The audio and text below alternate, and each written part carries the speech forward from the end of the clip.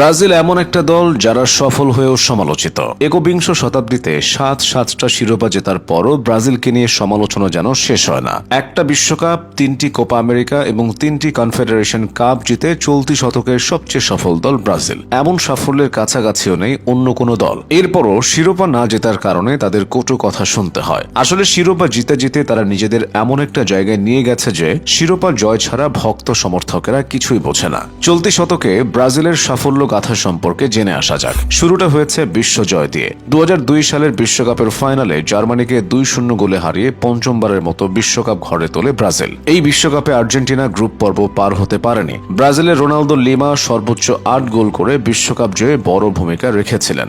ফাইনালে তিনি জোড়া গোল করেছিলেন। 67 মিনিটে প্রথমবার জাল খুঁজে পাওয়া রোনালদো 79 মিনিটে করেন নিজের ও দলের দ্বিতীয় গোল। ব্যাস, হাতে চলে আসে পঞ্চম বিশ্বকাপ। বিশ্বজয়ের 2 বছর পর কোপা আমেরিকার শিরোপা ঘরে তোলে সাম্বার দেশ ব্রাজিল। 2004 সালের কোপা আমেরিকার ফাইনালে আর্জেন্টিনাকে হারানোর মাধ্যমে ব্রাজিলের শিরোপা জয় অব্যাহত থাকে।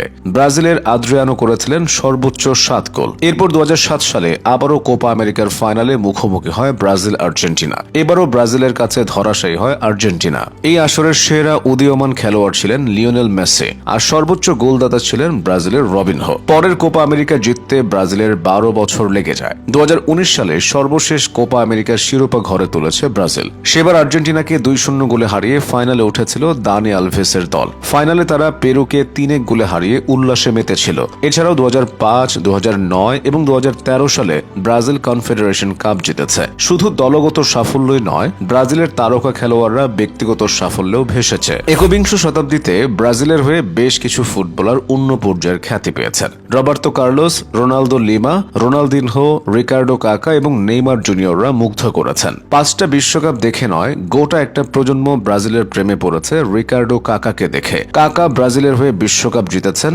পেয়েছেন ব্যালন ডিওর। আলাদা করে নিতে হয় রোনালদিনহোর নাম। ব্রাজিলের জার্সি গিয়ে রোনালদিনহোর শৈল্পিক ফুটবলে বুঁদ হয়েছিল একটা প্রজন্ম। তার অসাধারণ বল কন্ট্রোল, নিখুঁত পাস আর নয়নাভিরাম ড্রিবলিং এর দৃশ্য এখনো সবার চোখে লেগে আছে। সবচেয়ে বেশি উন্মাদনা ছিল রোনালদো নাজারিওকে নিয়ে। রোনালদো মাঠে নামা মানেই এক বা একাধিক গোলের নিশ্চয়তা। ইনজুরি নিয়ে খেলেও তিনি ইতিহাস রচনা করে গেছেন। সোনালী সময়ে ব্রাজিলের হয়ে মাঠ মাতানো আরেক ফুটবলারের নাম রবার্তো কার্লোস। অবিশ্বাস্য গতিতে বল কিকের ক্ষমতার জন্য তাকে সুপারম্যান বলা হয়।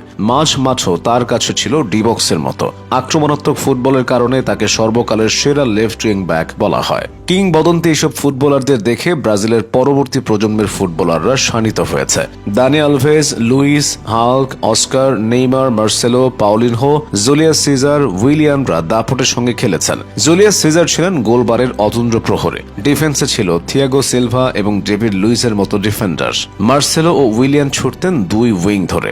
আক্রমণে অস্কার ও হাল্কের সঙ্গে ছিল নেইমার। তাদের অবসরের পরও ব্রাজিলের তারকা খেলোয়াড়ের অভাব হয়নি। কুতিনহো ও ফিরমিনোর মতো মিডফিল্ডার এসেছে, গ্যাব্রিয়েল জেসুসের মতো ফরওয়ার্ড এসেছে, তবে তারা দীর্ঘমেয়াদে আলো ছড়াতে পারেননি। ইনজুরির কারণে নেইমার নিভু করে জ্বলেছে। ব্রাজিলের সবচেয়ে বড় ক্ষতিটা এখানেই হয়েছে। তবুও 2019 সালে নেইমারকে ছাড়াই তারা কোপা আমেরিকা জিতেছে। এই সময়টায় কুতিনহো, ফিরমিনো, জেসুসরা সেরা সময় পার করেছেন।